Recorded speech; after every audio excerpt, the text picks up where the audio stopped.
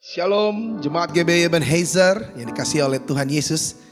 Hari ini berjumpa lagi dalam online service. Saya sangat bahagia menyapa Bapak Ibu Saudara sekalian untuk boleh bersama-sama kita datang menghadap Tuhan, beribadah, menaikkan ucapan syukur kita dan menyenangkan hati Dia lewat ibadah kita.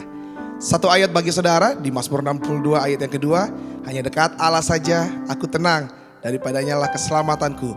Hanya Dia gunung batuku dan keselamatanku, aku tidak akan goyah untuk selama-lamanya. Mari siapkan hatimu, karena hari ini ibadah akan disertai dengan perjamuan kudus. Sebab itu saya mau menghimbau kepada saudara dan jemaat Tuhan agar boleh mempersiapkan segala sesuatu yang dibutuhkan untuk proses ibadah dan perjamuan kudus. Bapak Ibu boleh menyediakan roti untuk menggantikan roti perjamuan kudus. Apabila tidak memiliki roti, Bapak Ibu bisa menggunakan biskuit. Dan untuk anggur perjamuan kudus, Bapak Ibu bisa menggunakan sirup untuk menggantikan anggur perjamuan kudus. Mari kita nikmati kebaikan Tuhan, mari kita menikmati bersama-sama rahmat dan anugerahnya yang siap dicurahkan bagi Bapak Ibu Saudara sekalian. Mari kita bersatu di dalam doa. Bapa kami yang baik, Bapa yang kami sapa dalam nama Yesus Kristus Tuhan kami.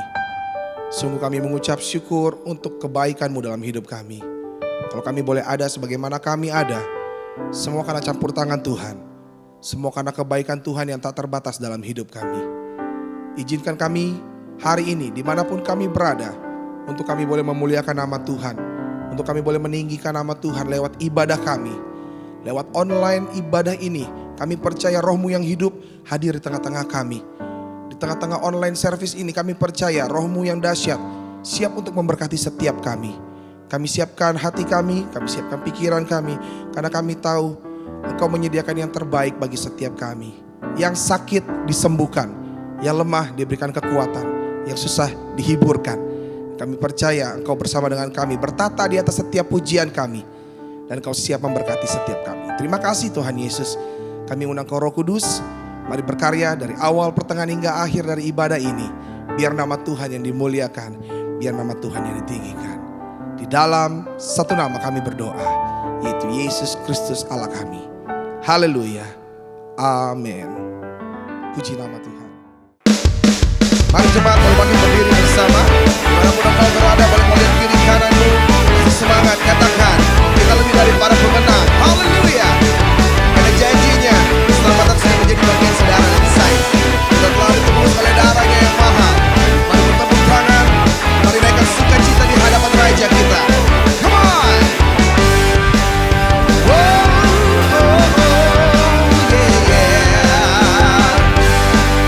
Sama-sama angkat suaramu, katakan, sekarang telah tiba. Sekarang telah tiba keselamatan dan kuasa, sebab pemerintahan Allah kita, kuasa Dia yang diurapinya, karena telah dilemparkannya para pendakwa kita. Mari katakan, sekarang telah tiba keselamatan, keselamatan dan kuasa. Amin. Sebab pemerintahan Allah kita, kuasa Dia yang diurapinya, karena telah dilemparkannya para pendakwa kita. Come on. Oleh darah anak domba, katakan, oleh kesaksian, oleh kesaksian kita, iblis dikalahkan, kuasanya dihancurkan oleh darah anak domba. Mari para pemenang bertepuk tangan di hadapan Dia.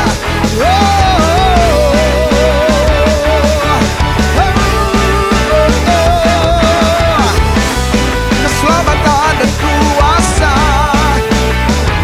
hanya di dalam-Mu Tuhan. Mari angkat suaramu bersama, nyanyikan pujian ini, katakan, sekarang telah tiba keselamatan dan kuasa, sebab pemerintah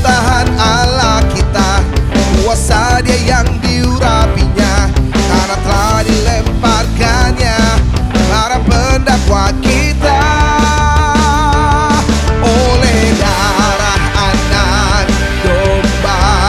Angkat suaramu, katakan, oleh kesaksian kita iblis dikalahkan, kuasanya dihancurkan oleh darah anak domba.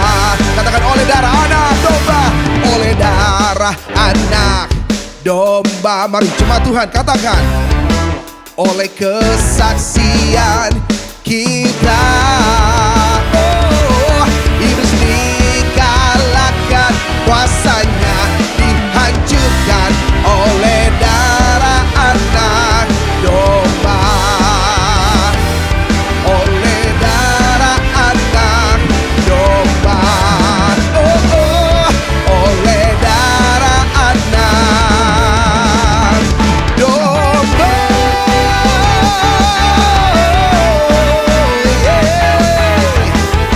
Haleluya. Oleh kuasanya, saudara dan saya lebih dari para pemenang. Mari berikan tepuk tangan sorak-sorai bagi Allah kita. Haleluya. Haleluya, haleluya, haleluya. Amin. Mari saudara siapkan hatimu. Kita mau menyembah Tuhan lebih lagi. Menaikkan pujian di hadapannya sebagai bentuk ucapan syukurmu. Oh, terima kasih Bapa. Salibmu menjadi bukti cintamu kepada kami. Oh, pengorbananmu kau layakkan kami. Untuk kami boleh memanggil Engkau Bapa. Kau menyelamatkan hidup kami. Mujizatmu tersedia bagi setiap kami yang percaya. Pujilah namamu. Mari saudaraku, dengan sikap menyembah, sama-sama naikkan pujian ini. Mari nyanyikan. Hanya Kau Tuhan di hidupku, Kau berikan hidup yang baru. Darah-Mu menyucikan, pulihkan hatiku.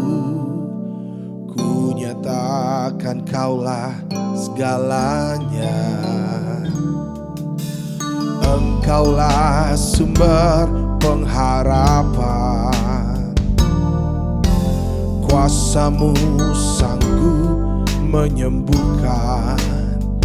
Katakan, jiwaku, jiwaku pun berserah hanya kepadamu. Yesus, Kaulah segalanya. Angkat kedua tanganmu dan sama-sama katakan, karena salib-Mu ku hidup, karena salib-Mu ku menang. Engkau yang berkuasa, sanggup untuk melakukan mujizat-Mu di hidupku.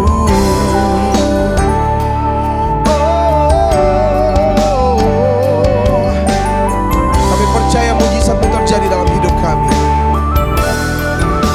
Terima kasih Yesus, Kau sungguh baik. Mari saya jemput kita bangkit berdiri dimanapun engkau berada. Dengan sikap menyembah, sama-sama katakan, Engkaulah sumber pengharapan. Katakan, kuasa-Mu sanggup, kuasa-Mu sanggup menyembuhkan. Jiwaku pun berserah hanya kepadamu. Yesus, Kaulah segalanya. Angkat tanganmu dan katakan, karena salib-Mu ku hidup, karena salib-Mu ku menang. Engkau yang berkuasa, sanggup untuk melakukan mujizat-Mu. Karena salib-Mu ku hidup,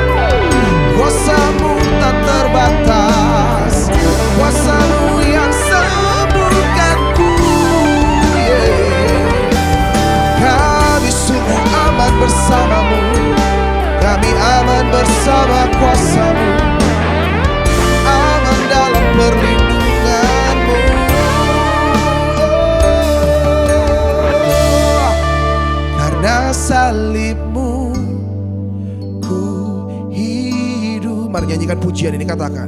Karena salibmu ku menang. Amin. Engkau yang berkuasa, sanggup untuk melakukan mujizatmu. Karena salibmu ku hidup. Katakan, karena salibmu, karena salibmu ku menang. Engkau yang berkuasa, sanggup untuk melakukan mujizatmu di hidupku.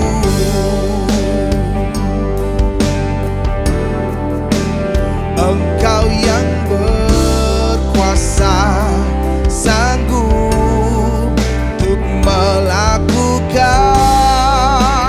mujizatmu di hidupku. Oh, hanya kau, Engkau yang berkuasa, sanggup di hidupku. Engkau yang berkuasa, oh Engkau Allah yang mencukupkan, Allah yang menyediakan. Terima kasih Bapa. Engkau yang berkuasa di hidup kami. Tiada satu pun yang seperti Engkau.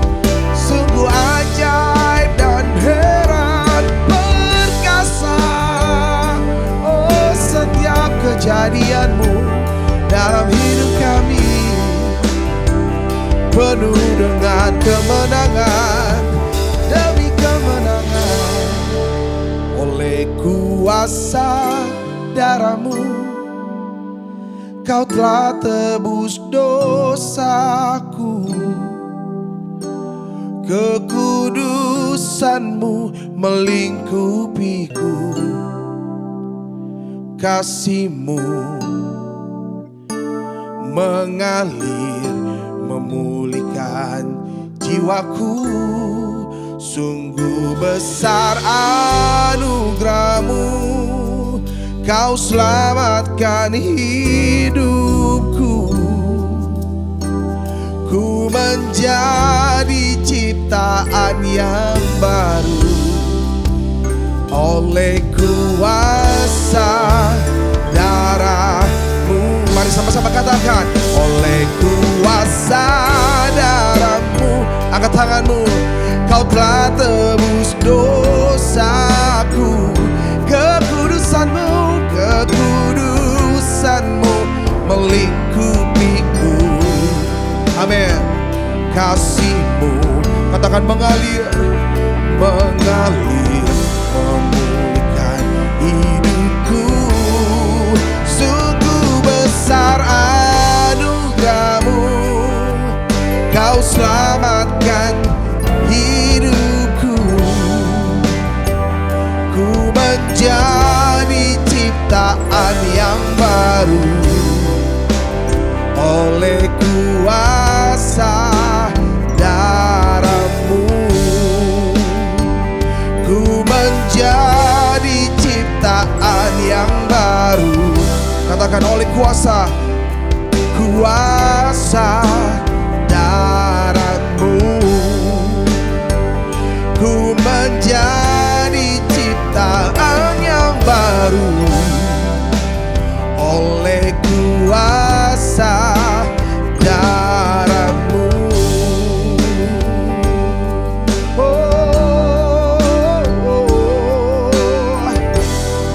Jadi ciptaan yang baru di dalam-Mu oleh kuasa darah-Mu. Kau tebus dosa kami, Kau jadikan kami ciptaan yang baru. Haleluya. Mari kita berdoa untuk firman Tuhan. Bapa, kami bersyukur karena Engkau Tuhan yang berfirman, dan firman-Mu pasti digenapi dalam kehidupan kami.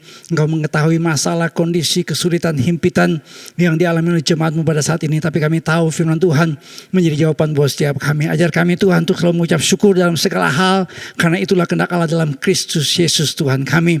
Kami berkata haleluya, puji Tuhan di tengah-tengah situasi yang sulit seperti ini, karena kami tahu Engkau Tuhan yang turut bekerja dalam segala sesuatu mendatangkan kebaikan bagi orang-orang yang mengasihi Engkau Tuhan, yang hidup dalam rancangan Tuhan yang kekal itu. Tuhan, mari Engkau berfirman, bila firman Tuhan memberikan kami kekuatan, kesembuhan, keajaiban jalan keluar, dan memberikan kami tuntunan dalam hidup kami sehari-hari. Kami siap diberkati oleh firman-Mu, dalam nama Tuhan Yesus Kristus kami berdoa dan percaya. Yang percaya katakan bersama dengan saya, amin. Puji Tuhan, shalom, berikan kemuliaan buat Tuhan kita. Puji Tuhan Bapak Ibu sekalian. Kita berjumpa kembali dalam ibadah online service GB Ebenezer. Saya percaya dimanapun saudara berada saat ini, tetap dalam berkat Tuhan, anugerah Tuhan yang luar biasa. Nggak terasa ini ibadah online yang ke-8. Jadi Bapak Ibu sekalian, kita telah beribadah di rumah, ini ibadah yang ke-8 termasuk Jumat Agung. Dan ini juga ibadah yang ketiga dari perjamuan kudus. Nanti kita akan menerima perjamuan kudus. Bapak Ibu sekalian, persiapkan seperti dari pastor's message, supaya mempersiapkan roti dan anggur. Perjamuan kudus bisa berupa sepotong crackers, sepotong biskuit, atau kalau tidak ada anggur bisa minuman rasa manis, sirup atau teh. Ya, kita terima dengan iman karena saya mendapatkan banyak respons dari ibadah online ini. Ternyata banyak jemaat Tuhan yang diberkati Tuhan. Berapa memberikan respon kepada saya, kirim message di Instagram. Buat Bapak Ibu sekalian, boleh kirim message buat saya ke Instagram. Saya punya Instagram @amososea. Bisa memberikan respon, bisa memberikan ya segala hal yang luar biasa.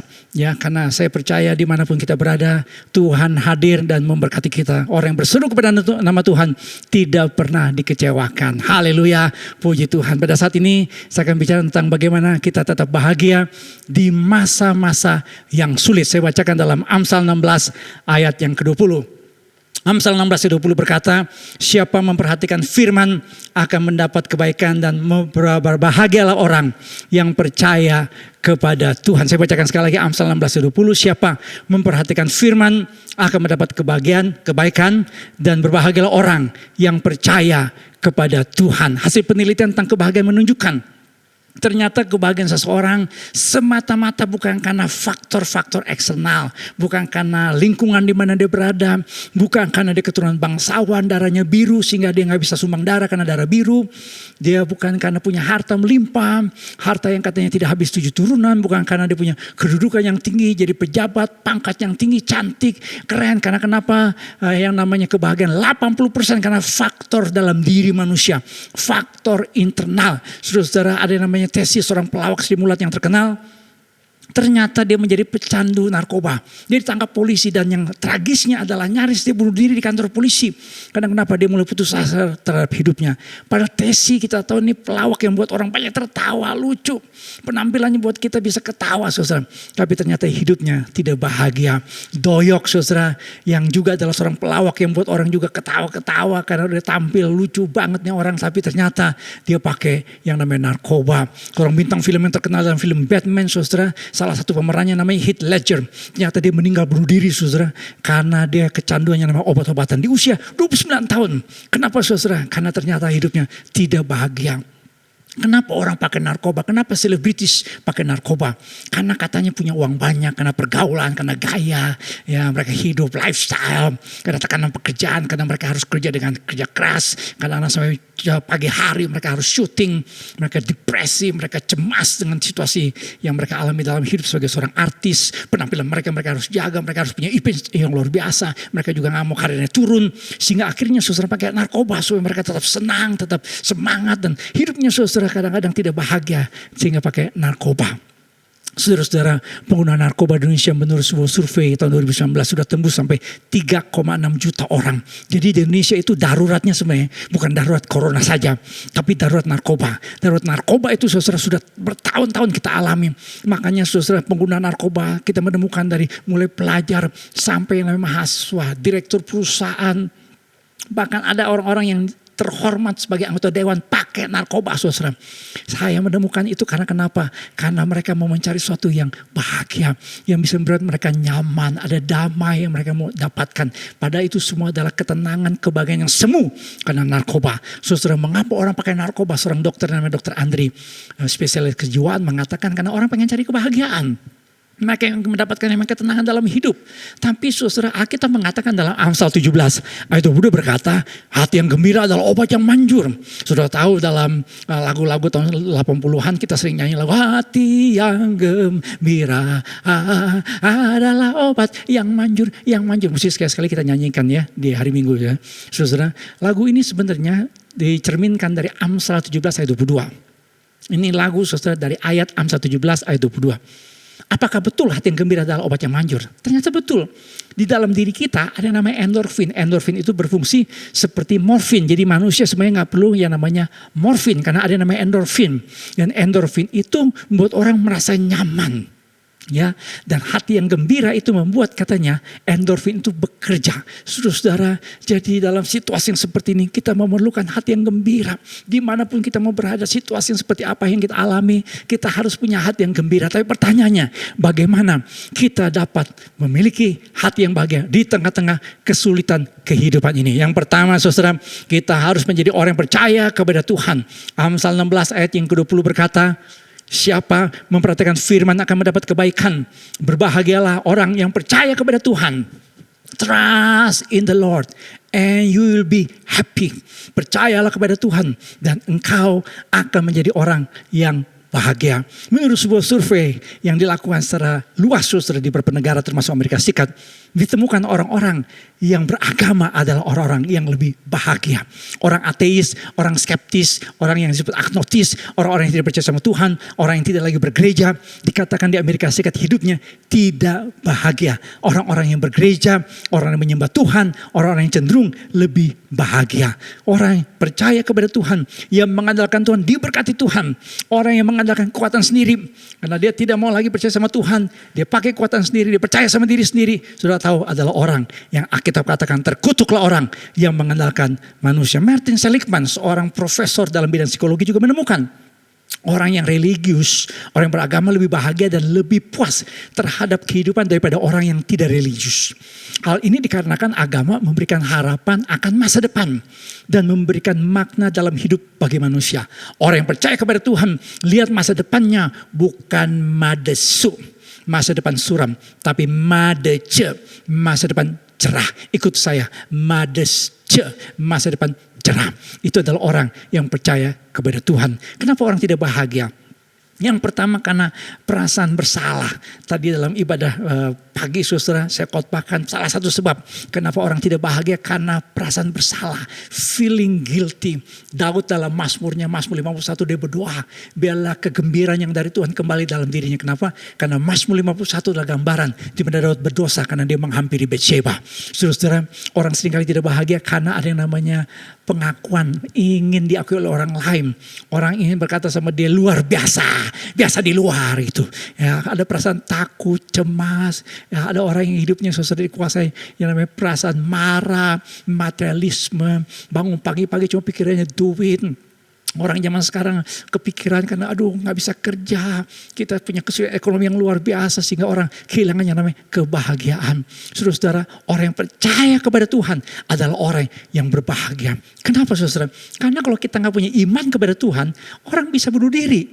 Menurut sebuah survei saudara, tiap detik ada satu orang tewas karena bunuh diri. Ini survei dari Badan Kesehatan Dunia. Jadi angka orang yang kehilangan nyawa akibat bunuh diri itu lebih parah, lebih banyak jumlahnya daripada orang yang terbunuh dalam perang. Saya pernah mengatakan bahwa orang yang meninggal ya tewas karena bunuh diri lebih banyak daripada orang yang meninggal karena virus corona. Total kan yang terdapat 800.000 orang yang tercatat melakukan bunuh diri setiap tahunnya. Angka bunuh diri di kalangan usia muda pun juga sangat luar biasa. Makanya di gereja kita pada saat ini saudara, kita harus perhatikan orang-orang muda. Orang-orang muda Kita hari Minggu juga ada ibadah khusus ya online ya. Minggu kedua, minggu ketiga, minggu keempat kita ada ibadah saudara khusus untuk orang muda jam 3 sore. Ya, orang-orang muda yang mengikuti online service ini ikuti ibadah ya khusus buat orang muda minggu kedua, minggu ketiga, minggu keempat. Ya, karena angka kematian bunuh diri itu cenderung naik di Amerika Serikat tuh sampai 6% kenaikannya. Ini sebuah kenaikan yang sangat signifikan. Di Australia sudah dilegalkan yang namanya eutanasia. Eutanasia adalah sebuah perbuatan membunuh dirinya sendiri. Karena kenapa? Karena penderitaan, karena sakit penyakit, walaupun ada yang namanya undang-undangnya, tetapi ini dilegalkan. Kenapa orang bunuh diri saudara? Karena masalah hidup. Dari masalah hidup orang jadi tawar hati. Dari tawar hati orang jadi stres. Dari stres akhirnya depresi, dan depresi rentan sama bunuh diri. Saudara, yang namanya orang tuh bunuh diri itu pasti ada sebabnya. Gak mungkin orang lagi duduk-duduk nonton TV, gue pengen mati, ya enggak. Orang lagi santai-santai, gue pengen tewas aja. Enggak mungkin. Karena ini kan masalah hidup. Dari masalah hidup perhatikan saudara, ya jadi tawar hati, dia jadi letoy, lesu, loyo, lunglai, dan dia jadi stres. Dari stres orang jadi depresi bunuh diri. Di Alkitab ada kisah seorang yang namanya Raja Saul. Raja Saul ini raja pertama orang Israel. Tapi akhir hidupnya tragis. Dia adalah orang yang dipilih Tuhan. Dia adalah orang yang diurapi Tuhan. Tetapi saudara, kalau orang tidak sungguh-sungguh percaya kepada Tuhan, dia bisa mengakhiri hidupnya secara mengerikan seperti Saul. Karena Saul dikatakan Alkitab dalam 1 Samuel 31 ayat yang keempat, dia mengambil pedang dan menjatuhkan dirinya ke atasnya ketika dia dikepung oleh tentara Filistin. Saudara, Raja Saul kenapa saudara sampai akhirnya bunuh diri? Karena dia berpaling dari kuasa Tuhan. Ketika dia sudah mengalami banyak masalah. Karena dia saudara tidak taat kepada Tuhan. Tuhan mulai undur daripadanya. Roh Allah tidak lagi menaungi hidupnya. Dan dia coba cari yang namanya kuasa kegelapan. Dia datang ke seorang dukun di Endor untuk memanggil arwahnya Samuel. Dia datang ke seorang perempuan, seorang dukun di Endor. Saudara, kalau kita lagi punya masalah, jangan datang kepada kuasa kegelapan. Jangan datang kepada iblis. Saya sudah menemukan ada banyak orang, walaupun dia Kristen, jadi anggota gereja, dia penyanyi choir di gereja, dia pernah jadi majelis di gereja, dia pernah jadi hamba Tuhan melayani. Tapi kalau dia ikut yang namanya kuasa kegelapan, hidupnya akan hancur. Saudara, kenapa yang namanya Saul hidupnya tragis, matinya bunuh diri? Cari yang namanya dukun di Endor. Karena dia hidup dalam ketakutan. Dalam 1 Samuel 13 ayat 11 sampai dengan ayat 12. Ketika pertama kali dia menghadapi tentara Filistin, dia ketakutan. Ketika Saul dengan segenap orang Israel mendengar tantangan orang Filistin yang namanya Goliat, saudara. Dalam 1 Samuel 17 ayat 11. Minggu lalu saya khotbahkan saudara dalam salah satu khotbah saya terhadap yang namanya Daud melawan yang namanya Goliat. Yang namanya Saul tidak berani menghadapi yang namanya Goliat, saudara. Kenapa? Karena yang namanya Saul itu selalu dikuasai yang namanya perasaan takut. Orang yang beriman adalah orang yang tidak dikuasai perasaan takut. Kenapa? Karena Daud berkata begini dalam Mazmur 40 ayat yang kelima. Berbahagialah orang yang menaruh kepercayaan pada Tuhan, yang tidak berpaling pada orang-orang yang angkuh atau kepada orang-orang yang telah menyimpang ya kepada kebohongan. Daud percaya kepada Tuhan. Makanya Daud di tengah-tengah situasi yang sulit, Mazmur 40 ditafsir seringkali ketika Daud dikejar-kejar oleh Saul. Karena Saul mendengki kepada Daud. Dan Saul berusaha berkali-kali untuk membunuh yang namanya Daud. Sudah, tapi lihat yang namanya Daud yang percaya kepada Tuhan. Dia berkata kepada Goliat, Tuhan yang telah melepaskan aku dari cakar singa, dari cakar beruang, dia juga akan melepaskan aku dari tangan orang Filistin itu. Saudara, kalau kita mau memiliki namanya kebahagiaan di tengah-tengah situasi yang sulit, percayalah kepada Tuhan. Ya, jangan seperti yang namanya Saul, tapi kita harus seperti Daud. Walaupun dia menghadapi yang namanya Goliat raksasa di hadapannya, tetapi tidak seperti Saul. Pertanyaan saya, apakah iman kita seperti Daud atau Saul ketika menghadapi Goliat? Goliat, saya alegoriskanlah. Mungkin Goliat itu adalah keuangan kita, penyakit kita, masalah rumah tangga kita, situasi kita saat ini. Itu Goliat yang katanya orang Israel, yang katanya Saul tidak bisa dikalahkan. Apakah iman kita, keyakinan kita seperti Daud atau seperti yang namanya Saul? Apakah kita pernah berpikir seperti Saul? Saul ini ketika dalam keadaan sulit, saya suka katakan bukan kepepet tapi kefefet, saudara. Dia cari yang namanya pertolongan di luar kuasa Tuhan, pakai dukun di Endor. Saudara, kalau saudara percaya kepada Tuhan, Tuhan pasti tolong saudara. Saya akan memberikan kesaksian pendeta Roni Daud Simeon. Saudara boleh saksikan kesaksiannya sebentar. Kau terpapar COVID-19, yaitu Sabtu 21 Maret 2020 beberapa hari sebelumnya mengalami demam tinggi dan juga batuk yang begitu kuat. Lalu dokter meminta untuk periksa darah dan dilihat ternyata trombositnya turun, dicurigai demam berdarah. Tapi kemudian dicek lagi beberapa waktu kemudian didapati trombosit mulai naik, tapi dokter tetap curiga karena batuk saya dan demam tetap tinggi. Lalu CT scan toraks saya dan di situ terlihat bahwa sebagian besar paru-paru saya sudah terserang dengan virus itu, ada bercak-bercak putih menguasainya, dan tepat Sabtu 21 Maret saya harus diopname.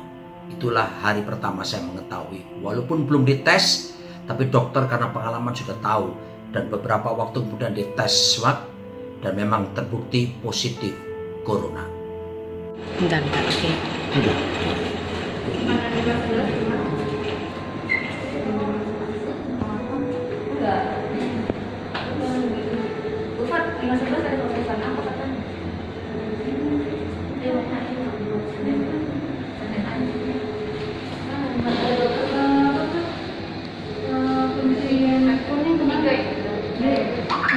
Kok bisa ya dokter ya? Bisa kena di mana ya Pak dokter ya?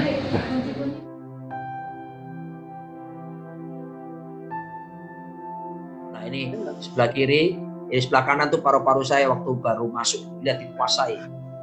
Ya, itu tanggal 31 Maret. Oh, udah 10 hari malah itu ya.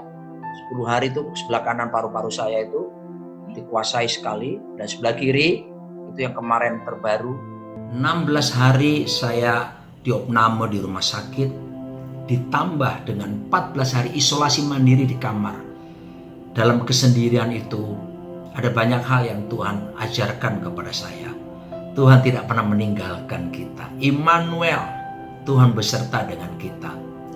Dan apalagi yang saya dapatkan adalah ketika terbaring dalam keadaan lemah, betul-betul mati terhadap dosa.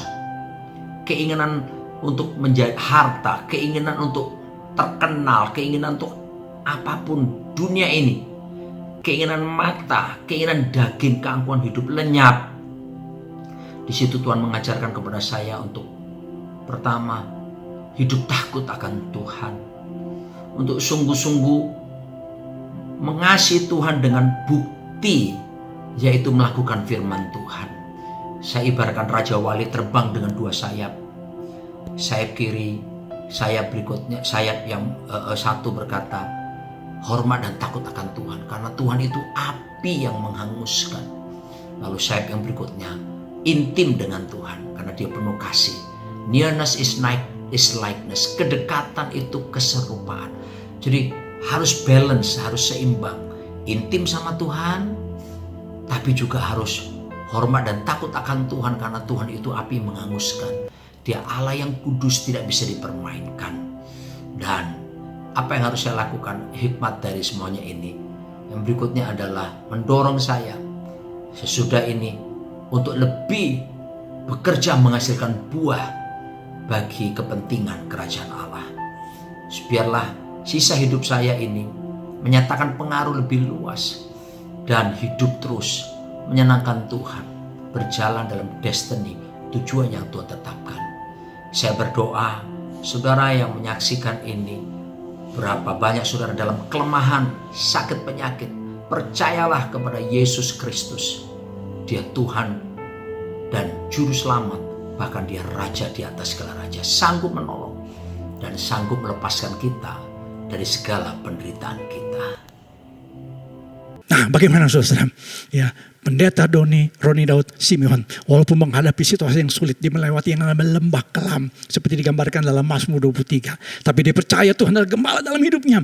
Dia percaya kepada Tuhan. Jadi walaupun dalam situasi yang sulit karena dia terpapar dengan virus corona, Tuhan memberikan dia kemenangan, Tuhan memberikan mujizat, Tuhan memberikan pertolongan. Yang percaya berikan kemuliaan buat Tuhan kita. Haleluya, puji Tuhan. Yang kedua saudara, kita harus menjadi orang yang mendapatkan hikmat Tuhan.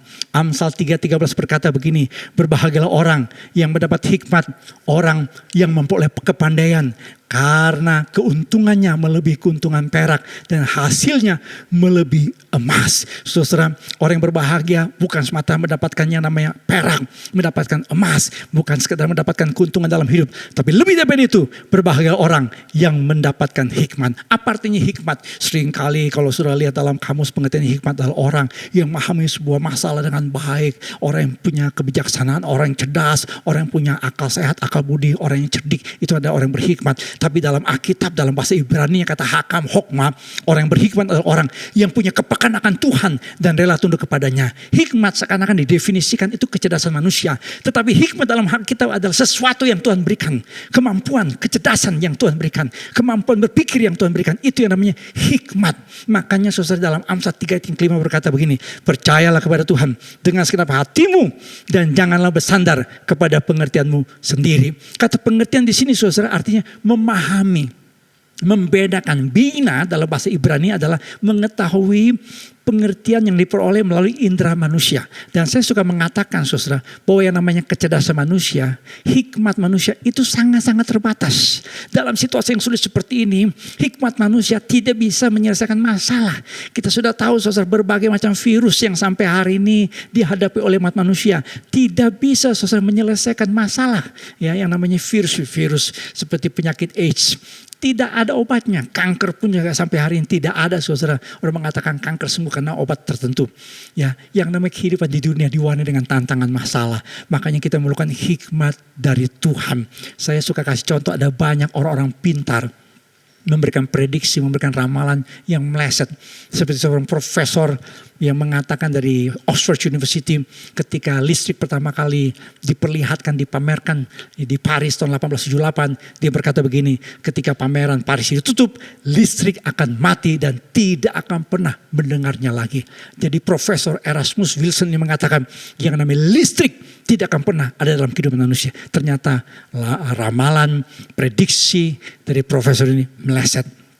Ada lagi yang mengatakan ya bahwa yang namanya roket akan pernah meninggalkan atmosfer bumi. Itu ditulis oleh sebuah koran terkemuka di New York, ya New York Times, ya 1936. Ternyata sudah berapa tahun kemudian, berapa dekade kemudian, yang namanya NASA mengembangkan teknologi roket yang bisa meninggalkan atmosfer bumi. Ilmuwan NASA memprediksi 2019 ya, akan ada kiamat. Tapi ternyata ilmuwan NASA itu meleset saudara. Di dunia ini katanya Thomas Watson, ya bosnya dari IBM tahun 1943, dia mengatakan di dunia ini hanya ada 5 buah komputer yang laku terjual. Jadi artinya tidak akan ada yang namanya komputer ya, di dunia ini. Sudah tahu sekarang hampir setiap rumah ada yang namanya komputer. Virus HIV, tadi saya singgung bahwa yang namanya virus HIV sampai hari ini tidak ada saudara yang namanya vaksinnya. Seorang profesor dari University of California, Berkeley, Amerika Serikat, Profesor Duisberg mengatakan bahwa virus HIV bukanlah virus yang patut ditakuti. Dia mengatakan virus itu lemah dan gampang diobati. Dan apa yang terjadi saudara sampai hari ini virus HIV tidak ada vaksinnya. Prediksi Bill Gates yang kemarin katanya diprediksi ada virus muncul. Berapa tahun yang lalu Bill Gates sudah ngomong tentang virus, tapi Bill Gates punya prediksi enggak semuanya ya digenapi, enggak semuanya benar. Karena dia mengatakan yang namanya iPad itu perangkat yang bagus, namun ya dia mengatakan ya yang namanya iPad itu nggak bakal laku. Ya, jadi prediksinya Bill Gates itu meleset saudara. Saudara-saudara, kita harus punya namanya hikmat dari Tuhan.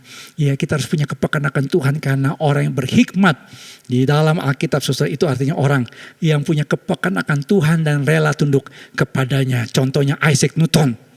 Ini adalah orang yang berhikmat karena dia mengatakan semua penemuan saya itu adalah hasil dari doa. All my discoveries have been made in answer to prayer. Dia mengatakan ketika menyelidiki tentang gerakan planet, dia merasakan bimbingan Tuhan. Dia mengatakan bahwa Tuhan dari semua yang ada ciptaan Tuhan itu begitu luar biasa.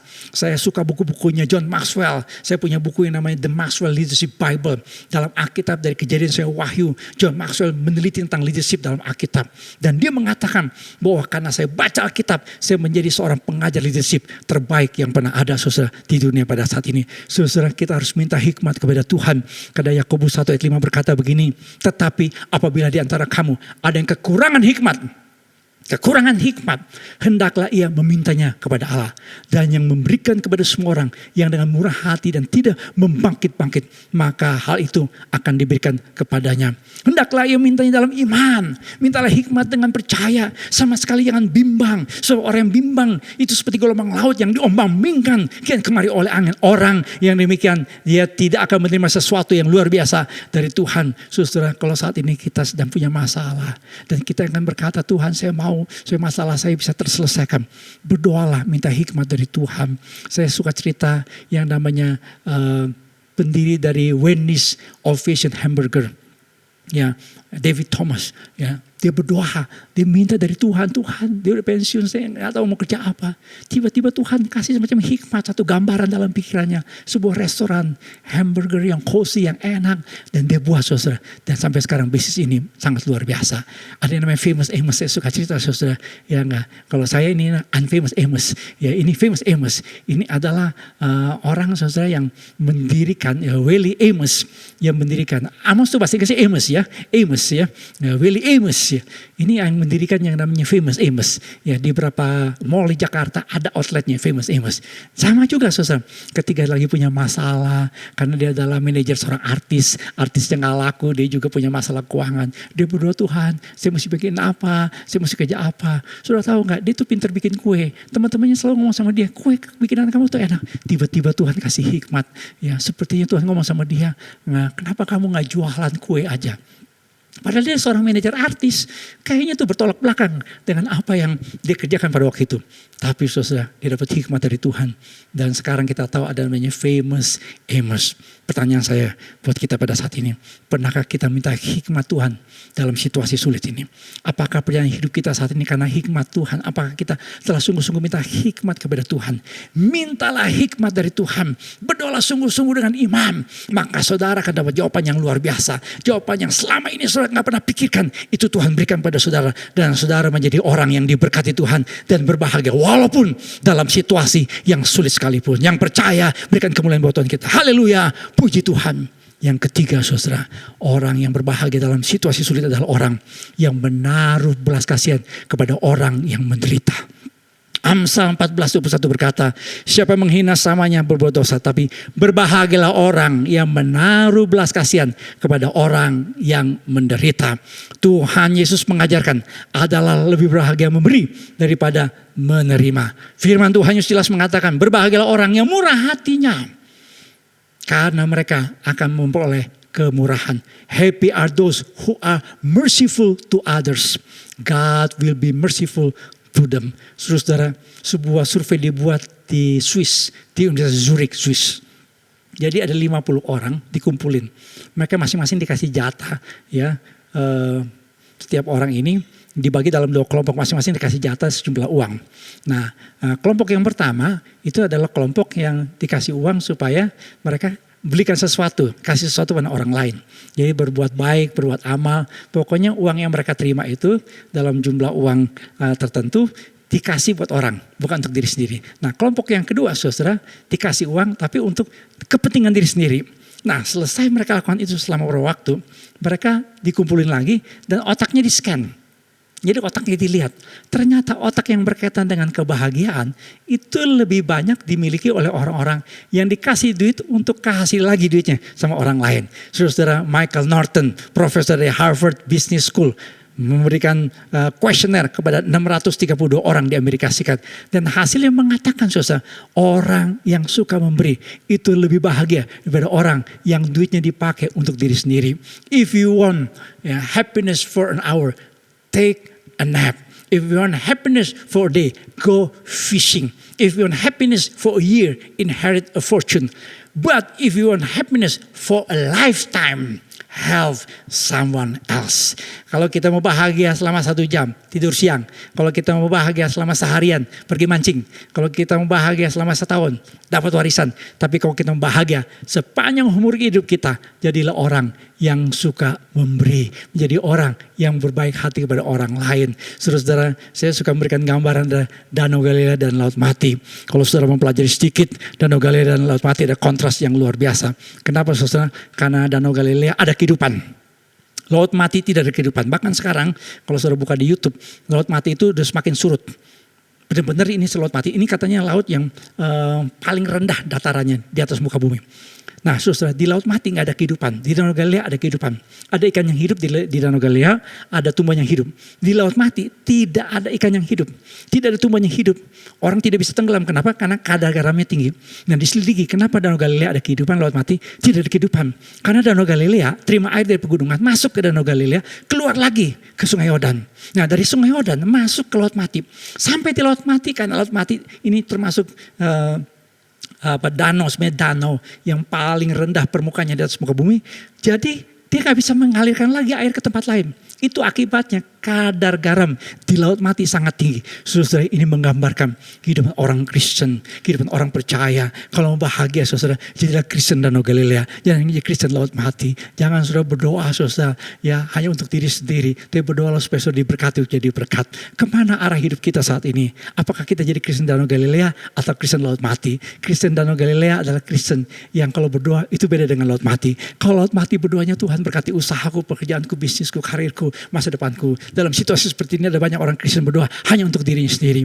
Tapi Kristen Danau Galilea, walaupun dalam situasi yang sulit, dia berdoanya Tuhan berkati pekerjaanku, berkati usahaku, berkati bisnisku, berkati keluargaku, berkati suamiku, berkati masa depanku. Koma. Nah, saya suka katakan buat jemaat Tuhan, berdoalah pakai koma, supaya saya jadi berkat untuk orang lain. Kita ada yang namanya peduli. Ini menjadi saluran buat kita semua. Pasti sudah tahu dalam situasi seperti ini ada banyak orang yang sedang mengalami masalah kekurangan. Saudara, tetapi marilah kita jadi Kristen Danau Galilea. Melalui yang namanya peduli, kita salurkan berkat Tuhan dalam hidup kita. Supaya melalui hidup kita diberkati Tuhan. Saya suka mengatakan hidup kita tuh harus seperti talang air. Ya, saya mengatakan begini saudara, jangan sudah memberi untuk mancing berkat Tuhan, jangan. Ya, jangan kita memberi begini, Tuhan, saya kasih cetiau biar saya dapat notiau, saya kasih notiau biar dapat siatau, ya saya kasih siatau biar saya dapat gotiau, saya kasih gotiau akhirnya saya dapat kuetiau. Saudara, jangan kita mancing berkat Tuhan di gereja, jangan mancing berkat Tuhan di gereja. Emangnya gereja empang gitu ya, Kak. Tetapi kalau saudara memberi, karena saudara tahu saudara telah diberkati Tuhan, saudara tahu nanti kita menerima perjamuan kudus, itulah berkat terbesar, mujizat terbesar adalah ketika darah Yesus menyucikan hidup kita. Berkat terbesar, mujizat terbesar bukan orang lumpuh berjalan, bukan orang buta melihat, bukan tuli mendengar, bukan kanker disembuhkan, bukan virus corona disembuhkan. Itu bukan mujizat terbesar. Mujizat terbesar adalah ketika darah Yesus menyucikan hidup kita. Itulah sebab Bapak Ibu sekalian, marilah kita berdoa supaya kita menjadi orang Kristen Danau Galilea yang diberkati untuk jadi berkat. Saya simpulkan saudara, bagaimana kita menjadi orang Kristen, orang percaya yang tetap bahagia di masa-masa yang sulit. Yang pertama, kita harus percaya kepada Tuhan dengan segenap hati kita. Jangan bersandar kepada pengertian kita sendiri. Orang yang berbahagia adalah orang yang percaya kepada Tuhan. Orang yang berbahagia dalam situasi sulit adalah orang yang mendapatkan hikmat. Sekali lagi, hikmat Tuhan, bukan hikmat manusia. Hikmat manusia sangat terbatas dan seringkali salah. Tapi hikmat dari Tuhan buat kita menang atas segala situasi yang ada. Dan yang ketiga, orang-orang yang menaruh belas kasihan kepada orang yang menderita. Orang-orang yang menjadi berkat, orang-orang yang diberkati untuk menjadi berkat bagi kemuliaan nama Tuhan. Jemaat misional, jemaat yang diberkati untuk jadi berkat. Amin. Tuhan memberkati. Haleluya. Mari kita berdoa untuk firman Tuhan dan mempersiapkan hati kita untuk perjamuan kudus. Mari kita berdoa bersama-sama. Bapa Surgawi, kami bersyukur karena firman Tuhan pada saat ini menjadi jawaban buat setiap kami. Kami telah mendengar firman Tuhan. Bila setiap kami mengaminkan firman Tuhan, percayakan firman Tuhan, mengaminkan firman Tuhan, dan bertindak sesuai dengan firman Tuhan. Sehingga kami yang lemah, Tuhan kuatkan. Kami yang sakit, ada kesembuhan yang dari Tuhan. Kami yang punya masalah, Tuhan berikan kami jawaban hikmat yang dari Tuhan. Kami tahu firman Tuhan tidak pernah gagal dalam menolong kami. Digenapi dalam kehidupan kami. Terpuji nama Tuhan, karena firman-Mu telah tertanam dalam hati kami dan berbuah mengubah hidup kami. Dalam nama Tuhan Yesus kami berdoa. Haleluya. Kami juga berdoa pada dasarnya Tuhan untuk perjamuan kudus jemaat-Mu yang telah mempersiapkan roti dan anggur perjamuan kudus. Mungkin dalam bentuk crackers mungkin dalam bentuk sirup. Tuhan, Engkau menguduskannya, Engkau menyucikannya supaya roti dan anggur perjamuan kudus dilayakkan Tuhan. Kami menerimanya dan kami mengingat akan kasih Tuhan, akan korban Tuhan, akan kebaikan Tuhan. Oleh darah Yesus kami dikuduskan, oleh tubuh Kristus yang terpecah-pecah kami mendapatkan pengampunan dosa yang sempurna. Siapkan hati kami Tuhan untuk menerima perjamuan kudus pada saat ini dalam ibadah ini. Kami siap Tuhan, dalam nama Tuhan Yesus Kristus kami berdoa dan percaya. Haleluya, yang percaya katakan bersama dengan saya. Amin. Puji Tuhan. Bapak Ibu sekalian, seperti yang sudah diumumkan, Bapak Ibu sekalian bisa mempersiapkan roti dan anggur perjamuan kudus. Kalau tidak ada roti bisa pakai yang namanya biskuit atau crackers. Kalau tidak ada anggur bisa pakai sirup yang rasa manis atau pakai teh. Ya, silakan mempersiapkannya. Dan sebelum kita menerima perjamuan kudus, kita akan menaikkan pujian yang dari Tuhan. Haleluya, puji Tuhan. Mari jemaat Tuhan sama-sama naikkan pujian ini. Sembah Dia. Karya terbesar dalam hidupku, pengorbananmu yang selamatkanku. Engkaulah harta yang tak ternilai, yang ku miliki dan ku hargai. Yesus, Engkau ku kagumi. Sama-sama katakan, karya terbesar dalam hidupku, pengorbananmu yang selamatkanku. Engkaulah harta yang tak ternilai, yang ku miliki dan ku hargai. Yesus, Engkau ku kagumi. Yesus, Engkau ku kagumi. Yesus, Engkau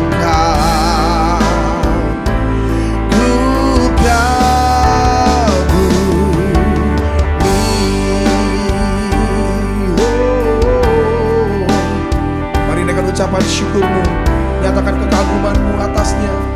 Sembah Dia. Oh, karya terbesar dalam hidup kami, pengorbananmu selamatkan hidup kami. Terima kasih Yesusku, terima kasih Allahku. Sungguh kami bersyukur, sungguh kami bersyukur buat tubuh dan darahmu. Oh, thank you Lord, thank you Jesus. Karya terbesar dalam hidupku, pengorbananmu yang selamatkanku. Engkaulah harta yang tak ternilai, yang ku miliki dan ku hargai. Yesus, Engkau ku kagumi. Sama-sama katakan, karya terbesar dalam hidupku, pengorbananmu yang selamatkanku. Engkaulah harta yang tak ternilai, yang ku miliki dan ku hargai. Yesus, Engkau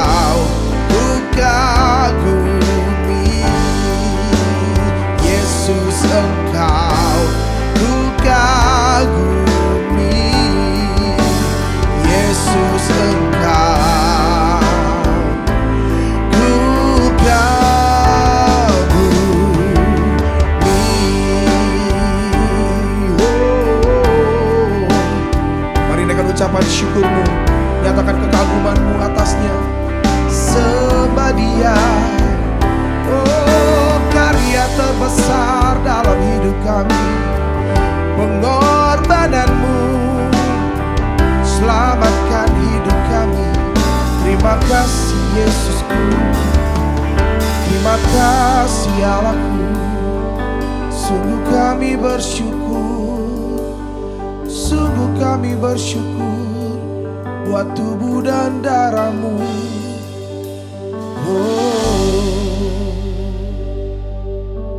Thank you Lord, thank you Jesus. Puji Tuhan, Bapak Ibu sekalian. Kalau Bapak Ibu sekalian telah mempersiapkan roti dan anggur perjamuan kudus, mari kita angkat roti di tangan kanan kita dan dengarkanlah firman Tuhan. Mari kita berdiri bersama, kita angkat roti di tangan kanan kita, dengarkanlah firman Tuhan. Sebab apa yang telah kuteruskan kepadamu telah aku terima dari Tuhan, yaitu bahwa Tuhan Yesus pada malam waktu ia diserahkan mengambil roti dan sudah itu ia mengucap syukur atasnya. Ia memecah-mecahkannya dan berkata, inilah tubuhku yang diserahkan bagi kamu. Perbuatlah ini menjadi peringatan akan aku. Saudaraku, bukankah ketika kita makan dalam perjamuan kudus pada ibadah ini, berarti saudara dan saya beroleh kesempatan kembali bersekutu dengan tubuh Kristus, dan di dalam anugerahnya jemaat yang percaya katakan amin.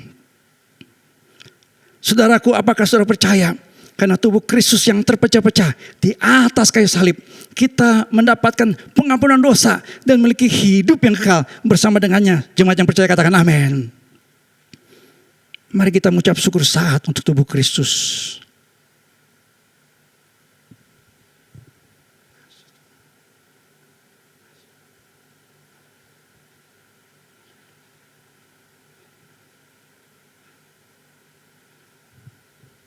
Mari kita makan bersama-sama dengan iman dalam nama Tuhan Yesus Kristus.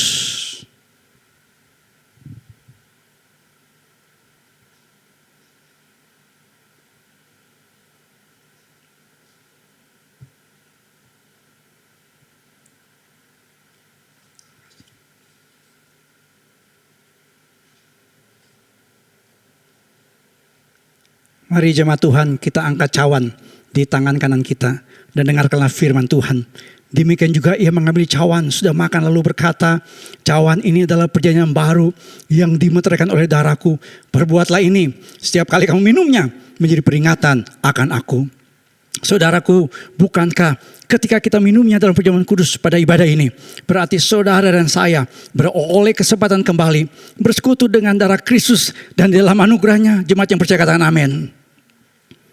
Saudaraku, apakah saudara percaya karena darah Kristus yang tercurah di atas kayu salib, seluruh dosa kita telah disucikan oleh darahnya yang kudus, sehingga kita menjadi ahli waris dari kerajaan sorga? Jemaat yang percaya katakan amin. Mari kita mengucap syukur sesaat untuk darah Kristus.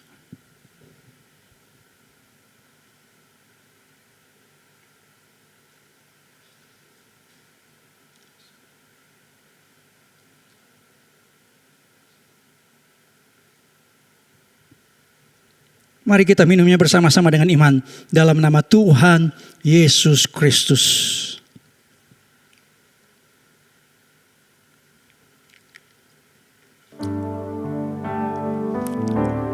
Haleluya, haleluya, haleluya.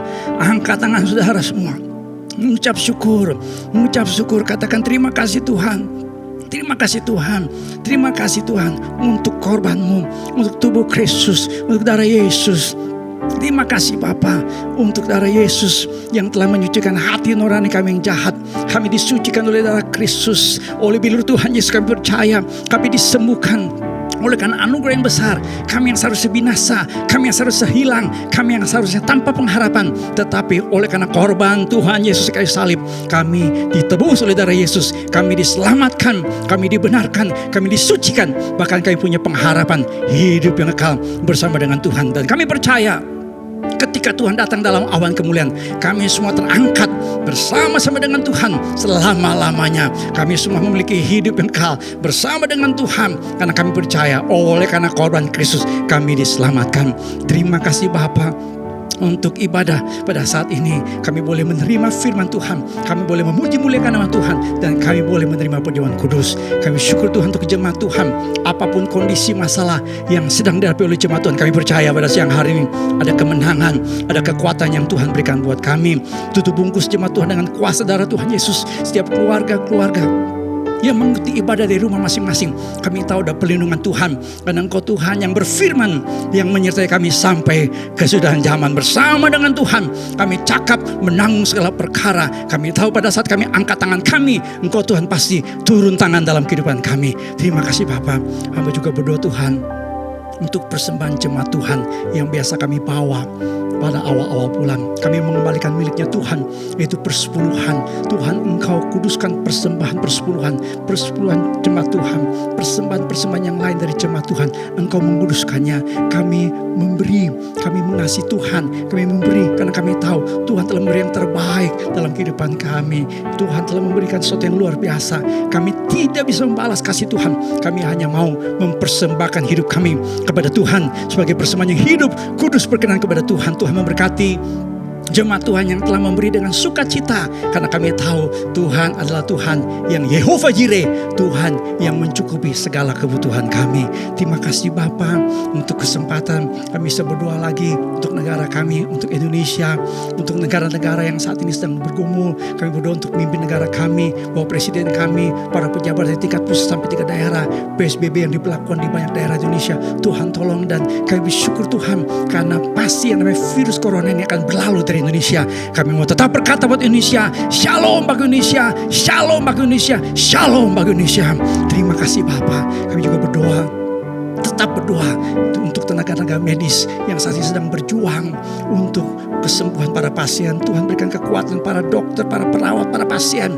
Biarlah pertolongan Tuhan terjadi buat kehidupan mereka. Terima kasih Bapa. Terpuji nama Tuhan kekal untuk selama-lamanya. Kami bisa beribadah dari awal, pertengahan hingga akhir ibadah ini. Tuhan hadir dan memberkati kami. Terima kasih Bapa. Sebelum kami mengakhiri ibadah ini, kami mau menerima berkat dari Tuhan. Mari Bapak Ibu sekalian, angkat tangan kita bersama. Aminkan kalimat-kalimat berkat ini supaya digenapi dalam kehidupan saudara. Diberkatilah keluarga saudara, diberkatilah usaha dan pekerjaan saudara, diberkatilah kesehatan saudara, diberkatilah pertumbuhan iman saudara, dan diberkatilah masa depan hidup saudara. Saudara kasih dalam Tuhan, terimalah berkat Tuhan, kasih karunia dari Tuhan Yesus Kristus, kasih Allah Bapa, persekutuan pimpinan dan pengurapan Roh Kudus menyertai saudara-saudara sekalian dari sekarang sampai selama-lamanya. Haleluya. Yang percaya katakan bersama dengan saya, amin, amin, amin. Puji Tuhan. Tuhan memberkati. Berikan kemuliaan buat Tuhan kita. Bapak Ibu sekalian, silakan melihat pengumuman gereja berikut ini. Dan kita percaya walaupun kita tetap beribadah di rumah, Tuhan tetap memberkati kita. Sampai ketemu lagi dalam ibadah online berikutnya. Tuhan memberkati. Shalom.